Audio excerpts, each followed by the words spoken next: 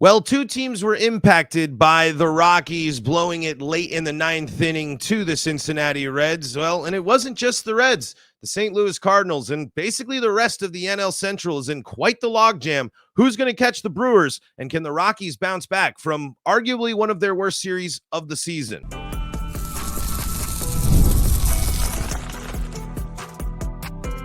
You are Locked On Rockies, your daily Colorado Rockies podcast. Part of the Locked On Podcast Network, your team every day. Rock on, Rockies fans and Cardinals fans. Welcome into a special crossover episode of the Locked On Rockies and Locked On Cardinals podcast right here on the Locked On Podcast Network, where you can find your team every day. And if your team is the Colorado Rockies or the St. Louis Cardinals, guess what? You are in the right spot, because that's what we do around here each and every day, is talk Rockies baseball, Cardinals baseball, free and streaming on your favorite streaming services, as well as on the Locked On Rockies and Locked On Cardinals YouTube channels, where you can get daily videos breaking down your favorite team. Also, folks, today we are brought to you by Gametime. Gametime is the best spot for tickets. You can download the Gametime app, create an account, and use code LOCKEDONMLB for $20 off your first purchase. Terms do apply. I am one of your hosts today, Paul Holden, joined by the one, the only JD Haffron of the Locked On St. Louis Cardinals podcast. JD, how are you doing? I feel good, dude. We're coming on. We call it a happy flight after we leave a city and you end with a W. We're able to pull out the final game of the series in Houston against the Astros, and it was a good feeling because it was kind of a tough series for the Cardinals. So we're feeling good. We're excited to get back home, get to St. Louis, and get to Busch Stadium, where we will be meeting your Colorado Rockies, Paul. Yes, and in a matchup that will be an interesting one always when these two teams match up. I think now, forever and always, especially during this era of baseball, when these two teams match up, both fans kind of raise their eyebrows a little bit. We're going to get to that topic a little bit later on, but I want to focus on at least the here and now right here. The Rockies are coming off arguably one of their worst series of the season. They were absolutely embarrassed at home by your division rival, the Cincinnati Reds, a team that was not scoring a lot of runs, but what do? They go into Coors Field and do what a lot of teams do. They score a lot of runs, including the Rockies blowing a 1-run lead, and allowing 6 runs in the ninth inning and losing and getting swept at home by the Reds for the first time in a decade. And I want to read you an interesting stat here, JD, that I pulled from a friend of the show, Patrick Lyons. The Colorado Rockies are now the first team in the history of baseball to give up 5 or more runs in the ninth inning or later, a total of 5 times in the same season. The Rockies also have the record for the longest consecutive games trailed to start a season. So the Rockies have set some pretty unfortunate milestones. What are your reaction to hearing some of those stats about the purple pinstripes? I feel like we're whining a little too much here in St. Louis when I hear that stuff going on for you guys, man, because Cardinals fans here are so used to winning that, what happened last year and what has happened this year, it's got them in an uproar. I mean, we're talking about fire this guy, trade this guy. They want an overhaul of things going on there. And then when you go and you look, and I hate to, look at you guys and be like, whoa, it's way worse than what you think it is in other cities, St. Louis. So, that's rough, man. When you hear the history of baseball and it's a bad stat, that's right. Saying something, because baseball's been around for like 1 million years. And the Rockies haven't been around that long in the grand scheme of baseball. But I think that's an interesting kind of point in comparison for fans to consider here. Like, as frustrating as it's got to be a St. Louis fan, because I do want to tap into that a little bit, because it's got to be really frustrating to be a St. Louis Cardinals fan right now, because just 2 seasons ago, you had arguably MVP 1 and MVP 2 on the corners of the infield. You had, generational talents. It's Cardinals being, the Cardinals that we've known for basically throughout. What has happened to this team this year and last year, I know, but specifically, let's focus on this year. I believe that we talked during spring training a little bit too. And I believe that you mentioned that this team had a solid foundation and there were pieces, but you also had concerns, I think, going into this season as well. Just bring me up to speed on what's happening with the Cardinals here so far this year. Well, that's the thing is the Cardinals fan base, we've been very spoiled by winning as much as they have. And when there's finally a year and a couple of months there where things aren't quite going the way that we're used to having them go, we throw a little tantrums, which is kind of what we're all doing. And I'm not just pointing fingers at our fan base like myself. I'm just like, what is this? What are we doing? I mean, we're 2 games under 500. I mean, things can be worse, folks, but it's just the way we've been brought up in St. Louis where this is not how it's done. Like, we are supposed to be good. We're supposed to win. We laugh at teams that play the way the Cardinals have been playing over the last year and a half or so. And really what's kind of happened here is from the season, the 2022 season, where you're talking about where Goldie was MVP, where Nolan Arenado finished 3rd in the voting as well. They also had that Albert Pujols guy who came out of nowhere and went bonkers in the second half, which actually pushed them into a winning season because things weren't going all that great in the first half until Albert Pujols just, caught lightning in a bottle and went crazy in that second half. So a lot of us kind of saw the trends coming that, okay, if you didn't have that miracle finish for Albert, do you even have a winning record in 2022, despite having Paul Goldschmidt and Nolan Arenado having these great years? And the answer is probably not. And the issue, it all stems back to the pitching staff. All right. Because, and as well as anybody in Colorado, you can have as much offense as you can possibly handle, but if you can't get the other team out, you're in trouble. And the Cardinals have let the development of their pitching in their system, they just let it got old, it got stale, the way that they were running things. They weren't keeping up with the times, and other people passed them in whatever ways you want to say it, like whether it's analytics or whatever. What they were teaching wasn't working anymore, and they weren't developing people. And then they finally, it all caught up to them, where guys that were supposed to be good didn't reach the level they thought they were going to reach, and they ended up being worse than what they wanted, and they were stuck with them because they had kind of put all their money on those guys like a Jack Flaherty and like a Jordan Hicks, and they just didn't develop them properly. And now you see like Jack Flaherty doing well in Detroit. You see Jordan Hicks as a starter doing well in San Francisco, and it's got everybody like, well, what is wrong in St. Louis? Like, why can't you figure this out? And it's something that they're still trying to figure out. They had to go out, and for this year, they were like, all right, okay, we don't have anybody who's ready yet that's down in the minors that we think is going to be good one day. So we need to go get some people that are going to kind of bridge the gap. So they go out and they get Lance Lynn, and they go out and they get a Kyle Gibson. Not sexy names to go along with the Sonny Gray signing, which Cardinal fans loved. I loved. We just knew that he would be a great fit in St. Louis. He's just got that kind of St. Louis Cardinal vibe to him where he's not an exciting guy. He just goes out, does his job, and it's not, he doesn't have much of a personality when it comes to, interviews or anything like that. He'll show some excitement on the mound here and there, but those are what they decided to go with.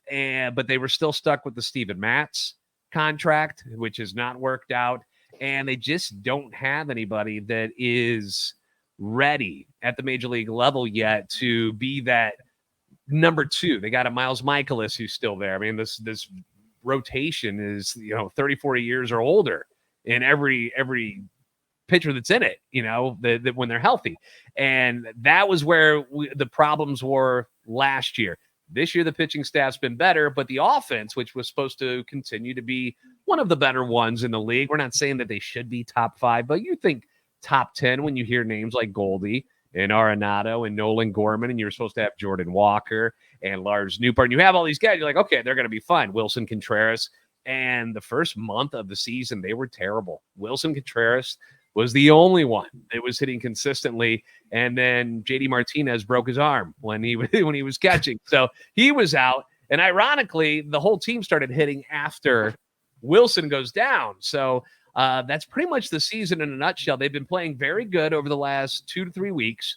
coming off a couple of tough series losses against the Phillies, who everybody loses to, so they shouldn't be embarrassed about that. But losing 2 of 3 in Houston, that was tough considering in game 1, you felt like you had that game in hand and you let it slip away. So, but overall, what you've seen out of the Cardinals the last 2 weeks has been more of what management, the fans, and the team itself expected them to be. And we're feeling better about ourselves. We're not by any means getting overly excited, but they've got one of the best records, if not the best record in the National League since like Mother's Day. So things are headed in the right direction, and we just hope it keeps going that way with Colorado coming to town. Well, and if you're going to slump, you want to slump earlier in the year, and it's a time to figure it out, and especially in a division that, you know, the Brewers have a comfortable lead, but let's be honest, the Central is a lot more competitive than some of the other divisions, the Rockies being a team that, you know, makes the NL West a little bit more wackier when it comes to the Rockies. Or I believe the Cardinals and the Reds, you know, they're fighting between a 6-8 game behind the Brewers, where the Rockies are well above, I think, 15 games behind the Dodgers out of first place. So this is a situation again where the Cardinals have to handle business. And what's interesting is the Rockies, you say no one beats the Phillies, but funny you mentioned that. The Rockies beat the Phillies. You guys did it. Yeah, you guys had that run. Before losing on the road to LA and being swept at home to the Dodgers, the Rockies just had 2 back-to-back series wins against the Phillies and the Guardians, 2 of the best teams in baseball. Yeah. Which is just so maddening about this team, where it's my whole big thing about the Rockies this year is that they are not a good team, but their ceiling is higher. And I firmly believe that they are a better team than last year, the franchise's worst team by record in their history. But they've just, the bullpen especially has been really bad. But in so many moments, the Rockies have gone, and they'll go on they had a 7-game winning streak, something they haven't done in a couple of years. Then they lose 5 in a row. They just win 2 series against 2 of the best teams in baseball. 5-game skid, including a home sweep that you blew a 9th inning loss in. The Rockies are so maddeningly frustrating that it's just a consistency thing. So for me, it's not that I'm upset at the talent necessarily. I am continuing to get more and more upset with the organization at itself. And after the finale against Cincinnati, where Bud Black brings in a guy that's only pitched 1 other inning, which was the game before, and the Reds had some success against him in that game, he brings him in against Jonathan India, who's already seen this new guy before and had success on him the night before. And then Jonathan India hits a 9th inning grand slam off this new guy. I'm drawing a blank on his name. I feel bad because he just got called up. But Bud Black has made a lot of decisions and a lot of calls that I'm just really wondering if the Rockies are truly committing to bettering themselves for the future, because there's a lot of that you said there. That's kind of the Rockies said the same thing. Pitching, big problems and interesting things. Contracts that are really tough to work with. Chris Bryant on the IL for the 2nd time this season after just returning with the same problem. And you know, you feel for the guy, but we're talking straight business here. The Chris Bryant contract and experience in Colorado has been an absolute failure up until this point. He has time on the contract, certainly to turn it around, but this is the guy the Rockies moved on from Nolan Arenado for. And unfortunately, there's a lot of other things that just hasn't worked out, mixed in with some really interesting stuff. The Rockies have one of the most exciting shortstops in baseball. A thing that probably flew under the radar for a lot of people in this Reds-Rockies series is 2 of the most exciting shortstops in the NL were playing against each other, and we're doing cool things and having a series where if the Rockies are able to get back, you will hear the conversation of Elly De La Cruz versus Ezequiel Tovar down the line. But it just shows you again that, man, the Reds are playing a different game than the Rockies. All these teams just have so many advantages over the Rockies, and I just really wonder if they can truly adjust to get to where they need to go. Let's dive a little bit more into what the teams need to do to be successful in this series, and what the Cardinals fans are expecting from the Rockies, and what the Rockies are expecting from the Cardinals facing them in this upcoming series. We're going to do that coming up in segment number 2. But before we do that, got to tell you about some of the folks that help make this show possible, and that includes PrizePicks. With PrizePicks, you can turn $10 into $1,000 in a single game watching your favorite sports this summer. You can make a PrizePicks lineup in as little as 60 seconds. So what's a PrizePicks lineup? So say you want to go in and you're watching Rockies Cardinals. You want to pick some of your favorite players and they're listing their stats at hits. Maybe you want to go on, I believe, I think the rotations are flipping. So Cal Quantrill strikeouts, that's been a pretty good one. If you've been wanting to take the over or the up, you can take more or less. That's the whole idea. So you pick, they'll set all the lines and then you can just pick more or less. And it's that simple. And you can get in on the action during the finals as well, because PrizePicks is America's #1 fantasy sports app, and there's 5 million active members. So it's not just baseball. It's got all the sports and all the action during this loaded time for the sports calendar. So what you got to do is download the PrizePicks app today and use code LOCKEDONMLB for a first deposit match up to $100. That is the PrizePicks app and the code LOCKEDONMLB, and you're going to get a first deposit match up to $100. PrizePicks, pick more, pick less. It's that easy.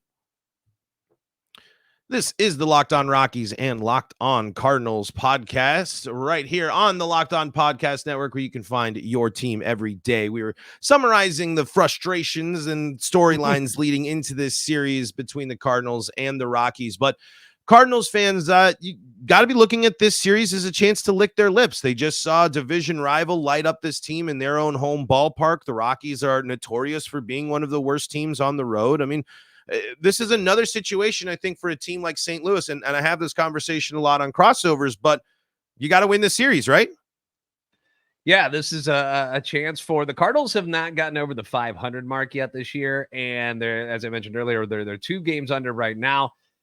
This is an opportunity to finally get past that threshold and finally make it over the 500 mark, which has been a tall hill for them throughout this season. They get to 500 and then they fall right back down. And that's something that they're hoping they'll be able to not put up with when the Rockies are in town. I know Austin Gomber is going to be pitching one of the games. So I'm waiting for that Gomber, the Gomber revenge game. So 3 out of 4 would be nice. Obviously a sweep would be great, but I've also seen the Chicago White Sox come into Busch Stadium this year and take 2 of 3 from the Cardinals. So I never know exactly what to expect, but I will say that was at a time when the Cardinals weren't playing such good baseball. And right now they got a lot of things going for them momentum wise in a positive way, as opposed to the negative stuff that was going on just a few weeks ago when the White Sox were in St. Louis. And we're in for a treat. The Rockies fan, people not following the Rockies will be surprised to hear this. Austin Gomber, especially I think for St. Louis fans, this is arguably, if he can carry this throughout a full season, I don't think it's going to be any argument that this is his best season, maybe as a pitcher in his career, but easily as a Rocky. So will be interesting to see him in game 2 and how that matches up. But this first matchup is actually going to be a really, really good one. Cal Quantrill has been great for the Colorado Rockies. 3.84 ERA, 1.29 whip in 68 innings here. He's given up the 63 hits, but 50 strikeouts. That's the big difference maker here, as we're going to see in the series as this goes for 4 games, which I think is interesting. When you get this long series, you're getting basically the full experience here. And the Rockies, the difference between Cal Quantrill and Austin Gomber and Ryan Feltner, Dakota Hudson, and et cetera, Ty Block is a big one. But but 50 strikeouts. But here's the kicker: 25 walks as well. He's allowed this season, 8 home runs. So the long ball hasn't been too much of a factor. And Sonny Gray has been great. You were mentioning that in this segment. Won 7-3 with a 3.0 ERA, a whip of 1.05 in 57 innings pitched, 77 strikeouts, and he's going up against a team that strikes out a lot. 15 walks, 6 home runs. So, the Rockies, maybe if they're patient, they can get there. But again, I think the Rockies, Cal Quantrill is going to be able to fight the Rockies offense. When I see 77 strikeouts from a pitcher, I worry, because that says 10 double-digit strikeout performance incoming from Gray. Yeah, Sonny has been outstanding. He's only had a couple of games where, some issues with where he threw the ball, where he would just miss his spot. and he would get burned. Last year with Minnesota, he'd only given up, I think it was 8 home runs the whole year, and he's well on his way to passing that this year. And it's only been just a couple of pitches here and there, and it's just when he has left it up and over the plate, he's gotten burned this year, and they've gone a long way. But for the most part, if you take 2 or 3 of those away, he's been outstanding. He's been everything that the Cardinals could have asked for and expected from him when they signed him as a free agent this offseason. He's been a leader in the clubhouse. He's been the guy that's kind of led this rotation and is kind of showed them some new ways to go about their business, which has been really cool too. He's had great chemistry with all of the catchers. You know, he was doing great with Contreras when he went down with the injury. He's picked it right up with Ivan Herrera. They're 2 rookies, by the way, who are the catchers right now for the Cardinals with Contreras out. So with Herrera and with Pedro Pages, he's been just fine. And like when they ask him about it, because, you know, it's kind of a big deal for a veteran to throw to a rookie catcher. And when asked about it, you know, what's it like having to go from Contreras to these guys? He's like, I'm good. He's like, they're great catchers. We're fine, which is nice to get that stamp of approval by somebody who just finished second in the AL Cy Young Award voting last year. Yeah, that's high compliments. You definitely can't disagree with that. And good catchers is what we'll see in this series as well. Elias Diaz is having a solid season as well. So, I mean, when I see this Rockies team and I see the Cardinals, I kind of feel the same way I do feel about the Reds. Good team, talented team. But if the Rockies play their best ball, the ball that beats the Phillies, the ball that beats the Guardians, the ball that goes on a 7-game win streak, that also takes down the World Series champs, I think the Rockies can do this. But I worry. I mean, again, this team hasn't shown me enough consistency for me to fully buy into their abilities to take advantage of anything. And so when I see, again, an effective pitcher, again, a whip of almost 1 is really, really good. And especially for Rockies fans, I mean, that's pretty unheard of when you consider the rest of the Rockies rotation outside of these 2 pitchers is sitting at above 1.5 in that category at least. Walks have been killer for this team, mixed with a team that strikes out a lot. So the perfect storm kind of brews for a St. Louis team to build some momentum against the Rockies, just like Cincinnati did. Cincinnati has to be feeling good heading out and moving on. And the Cardinals, they're looking to keep the best record that you mentioned since Mother's Day going against a team that's bad on the road. So what are your possible concerns, however, for the Cardinals, if any, about this Rockies team? Well, Ryan McMahon stands out to me as an elite hitter from the left side of the plate. You know, it's all righties in the rotation for the Cardinals. So left-handers tend to hit a little bit better against them. So obviously he's somebody to keep an eye on.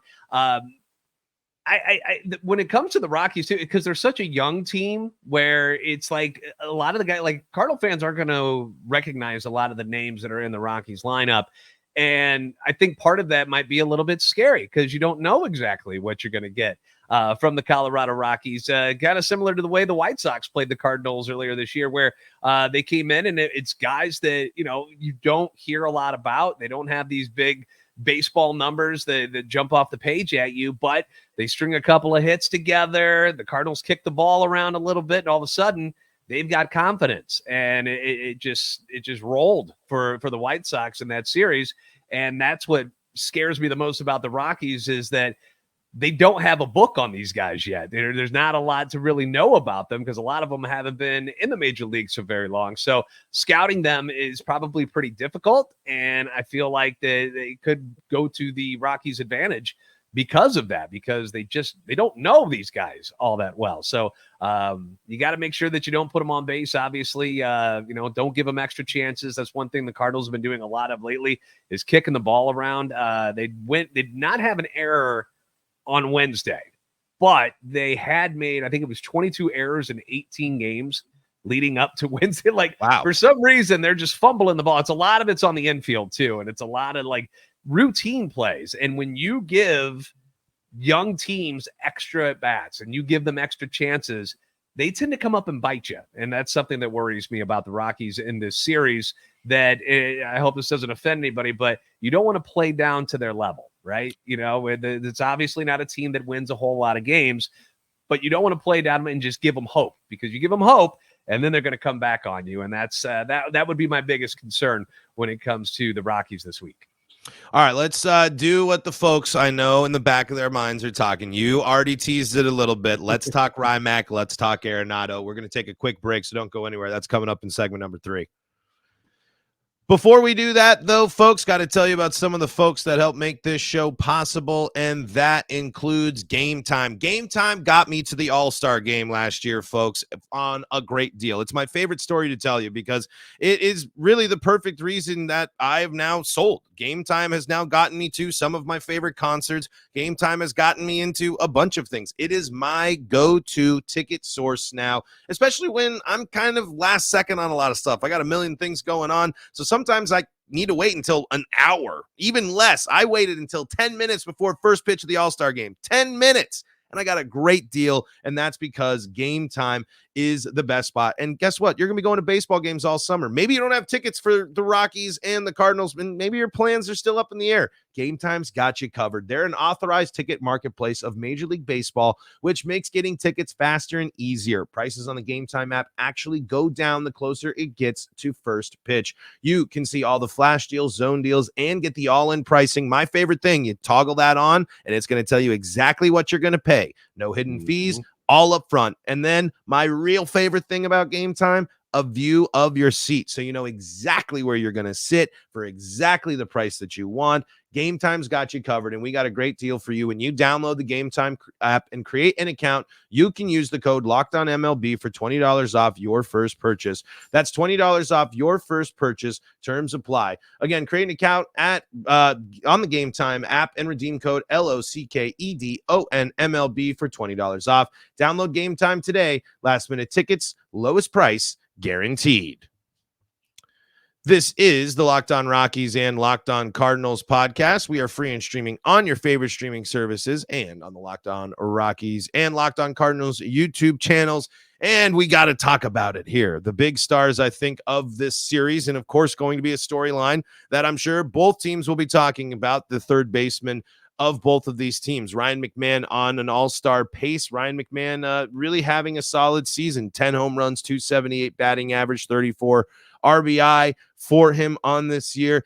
I got to admit, this is finally the first year I can safely say I have put Nolan Arenado in the rearview mirror. It still brings up a lot of passion. It still brings up, but I'm not really curious about his stats. I'm not really curious necessarily how much he's doing as I was as the heartbroken ex, as it felt like. Basically, tell me what's up with Nolan and kind of run me up to speed how you're feeling about the Arenado experience at this point. Well, this year has been quite different from the previous season since Nolan came over from Colorado. This year has been really, really tough with them, not only offensively, but now we're starting to see defensive issues, which is something I never thought I'd say about Nolan Arenado. Like, if there was one thing that you could always count on, was that even when he's struggling at the plate, he'd be that platinum glove winner over at third base. And he is not that guy. Like, I had to get the chance to look up his defensive run saved before we started here today, but just last week he was at -7, just to put it. Wow. Yeah. Did you ever think Nolan Arenado would ever be at that level when it came to the defensive capabilities that we've seen for over a decade with both the Rockies and the Cardinals? It's wild. And he refuses to say that he's dealing with any injuries. He says it's no excuse that anything that's been going on with him ever, that's not what he should be blaming it on. It's just, not being able to make the plays. And he is getting older, but he's not like Paul Goldschmidt old. Goldie's, 37. Nolan's supposed to have a couple of more good years left, and to see the decline as quickly as it's happened to him, you started to see it a little bit last year, and then this year it's like night and day of the guy you saw in 2022 who finished in that top 3 in the MVP voting in the National League. So it's tough to watch because as well as anybody, Nolan Arenado cares as much as anybody. Like, right. If there's one thing, he's not loafing. He's not going to dog it out there. He takes everything very seriously, almost to a detriment to himself, where I think he's so hard on himself that it makes things worse when he does struggle, that he just gets into his own head a little bit.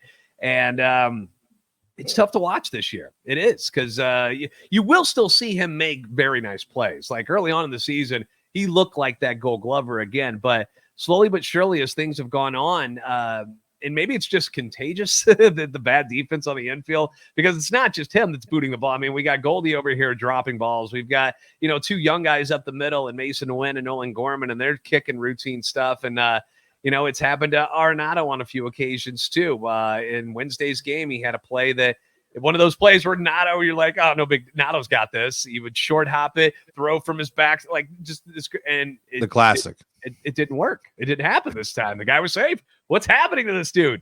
And so some of those plays that we took for granted over the years, now he's just not making them as often. And the part that's really frustrating is the routine stuff that he's missing, where it just feels like, and this goes again for the whole impact. I feel like they're rushing things a little bit. They're trying to get rid of the ball so quickly and get it over to first that they don't receive the ball. And that's what's causing the problems here. They're either looking up too quick, that's at least to me, because I know that they're out there trying. I know they're working on it, and I know that they're concentrating. And I don't want to use those as excuses. I just think that sometimes they're trying to rush things a little too much, and that's why we're seeing as many errors as we are. Offensively, outside of a couple of weeks, he's been pretty lost. And I don't remember him, because, obviously I didn't follow him quite as closely when he was in Colorado. But did he go on like 2-3 week binges where he looked like he's never swung a baseball bat? Do you remember anything like that when he was in Colorado?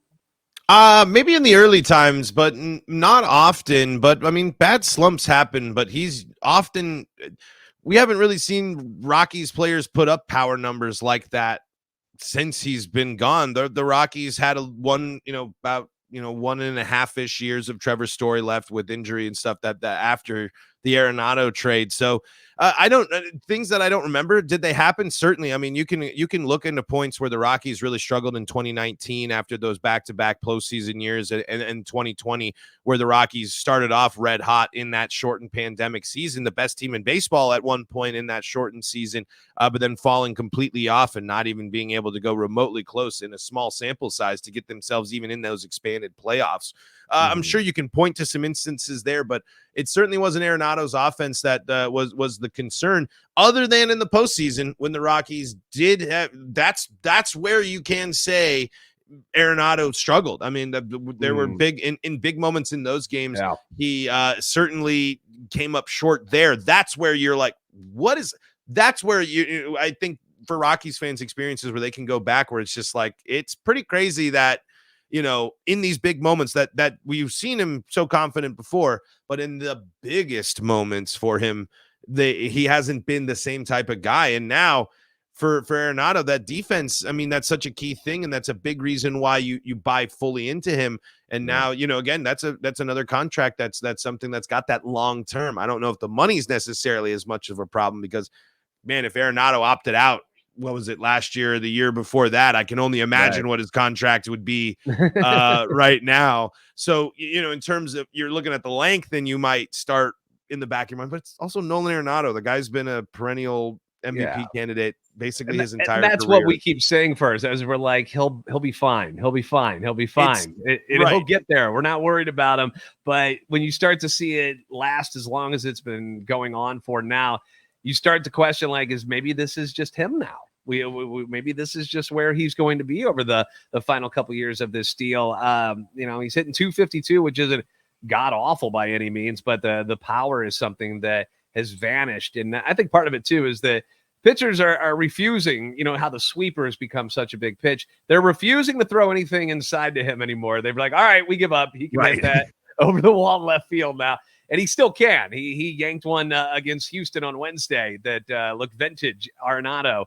But when they throw it away, people have finally picked up on the fact that he just doesn't have a lot of power when it goes to center field or opposite field. It's got to be all down the line, or he's not going to hit it over the wall, and he's not going to destroy you that way. And I think that's been part of the problem too, is that the way he's getting pitched is kind of dictating what he can do with the plate. When you got him just hitting flares to right field, it's nice when they land, but it's not the damage that you're looking for and what you're used to when it comes to Nolan.